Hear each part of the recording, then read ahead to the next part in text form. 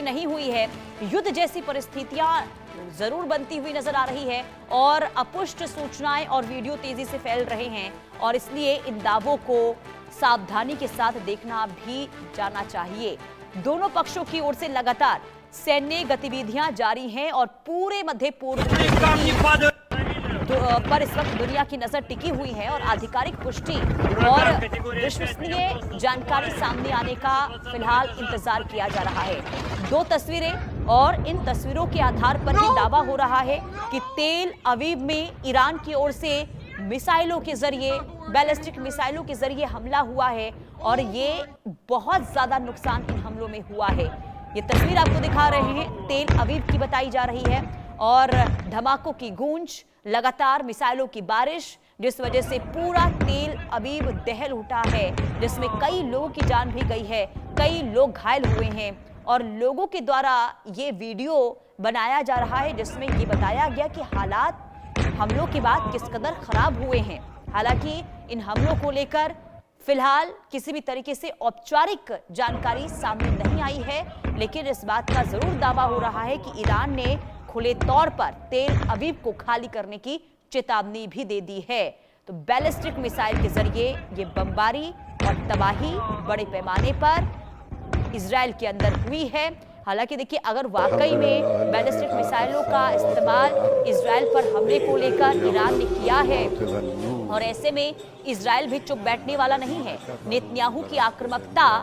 देखने को मिल सकती है और पहले से ही ईरान और इजराइल के बीच में जो संघर्ष देखने को मिल रहा था और इजराइल की ओर से, बेंजामिन नेतन्याहू की ओर से हमेशा से ये कहा गया कि जब तक वो ईरान को खत्म नहीं करेंगे तब तक चुप नहीं बैठेंगे। लेकिन सीज फायर के बाद इजराइल की ओर से बमबारी रोक दी गई थी, लेकिन ईरान ने जब दोबारा हमले किए हैं तो स्थिति गंभीर हो गई है।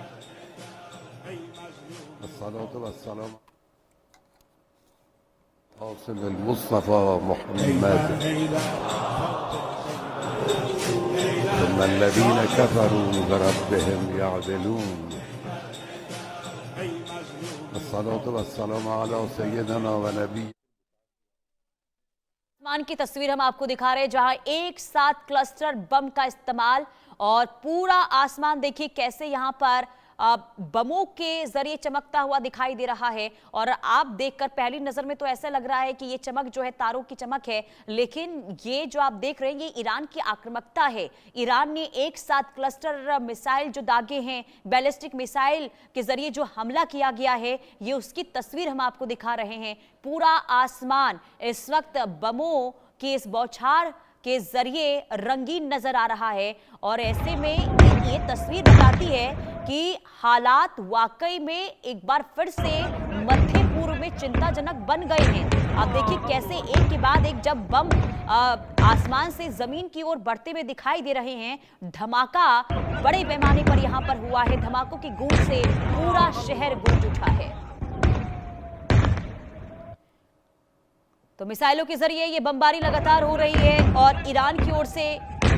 इजराइल पर ये हमला हुआ है। धमाकों की ये गूंज बता रही है कि बड़े पैमाने पर नुकसान। हालांकि देखिए, अभी शुरुआती दौर में ये कहा जा रहा है कि तेल अवीव को निशाना बनाया गया है, लेकिन किन किन शहरों में ये मिसाइल दागे गए हैं अभी इसकी जानकारी का इंतजार करना होगा। कितना नुकसान हुआ है, कितने लोगों की जान गई है, क्योंकि ये हताहत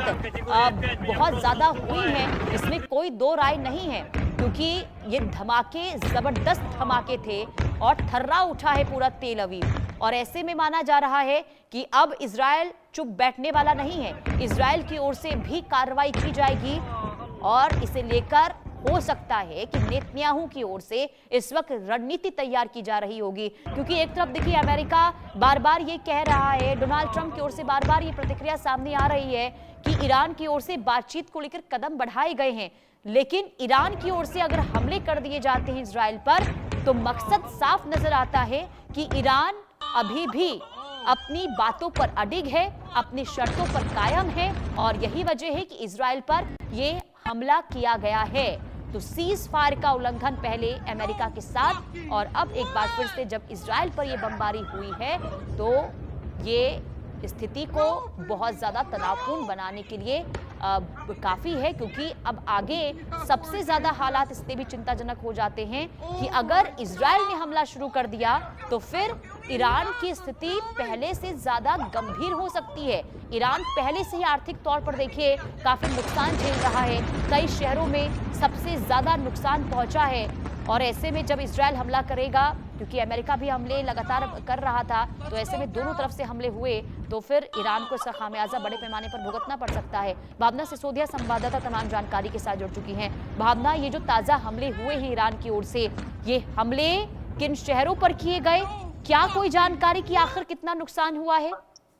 जी देखिए, जिस तरीके से ईरान और इजराइल के बीच जो है तनाव लगातार बढ़ता हुआ देखने को मिल रहा है, उसको लेकर ये कहा जा रहा है कि तनाव जो है वो उसका दौर जो है वो पूरी तरीके से जो है वो तेज होता हुआ नजर आ रहा है। वहीं देखा जाए तो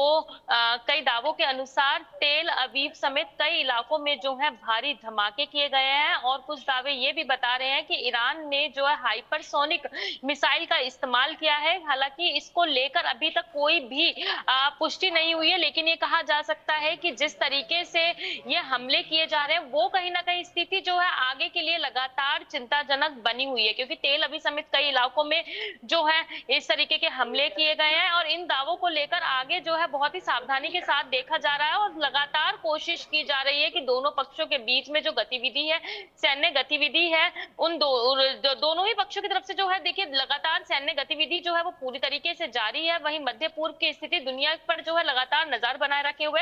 क्योंकि जिस तरीके से ये घटनाक्रम लगातार जारी है और दोनों के बीच में ही तनाव लगातार बढ़ता हुआ दिख रहा है, तो कहीं ना कहीं आगे की स्थिति जो है वो चिंताजनक होती हुई नजर आ रही है। और एक तरफ जब भावना डोनाल्ड ट्रंप ये कह रहे हैं कि ईरान के साथ देखिए बातचीत को लेकर एक बार फिर से दौर शुरू हो चुका है और अगर ईरान एक बार फिर से हमले करता है तो फिर क्या ये माना जाए कि बातचीत में भी बाधा आ सकती है?